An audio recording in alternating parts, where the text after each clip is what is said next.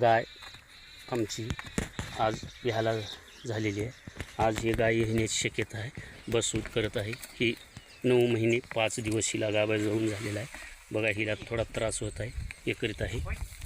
बघा आता हिचा कास थटारला आहे आणि स्तनामध्ये सुद्धा दूध थोडं उतरलेलं आहे. बघा ही गाभण गाय. आता हिची काळजी कशी घ्यायची तर हिने विल्या हिला 500 अर्धा लिटर कामधेनू पाजवणार. कडधान्य मोडकी फुटलेले कडधान्य चारणार, जेणेकरून दूध वाढेल.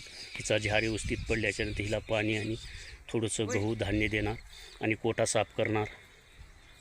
हिचं आता सर्व व्यवस्थित सेफ्टी वर्क करते. गाय येताना हिची काही लक्षणं असतात. बसूट करते, सेफ्टी वर्क करणं, चलबिचल होणं. गाईसाठी हे वडील बनवत आहेत. हे साधं सिंपल मुक्त पद्धतीचं संचार शेड. हे आता पळसाची पानं लावून शेड आम्ही बनवत आहे. बघा हे अशी बांधणी करतो. साध्या कमी खर्च शून्य खर्च.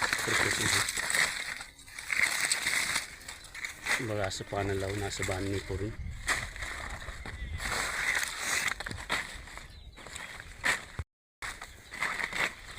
फरका आहे, ह्याला आम्ही फरका म्हणतो.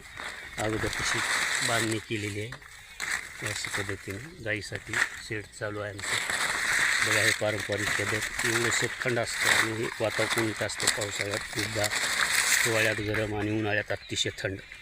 त्यामुळे जनावरे गाई गुरे आजारी पडत नाही.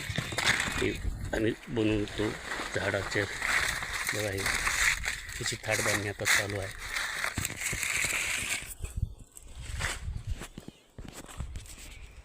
आता मी वडिलांना हे वरका म्हणजे पानं देत आहे.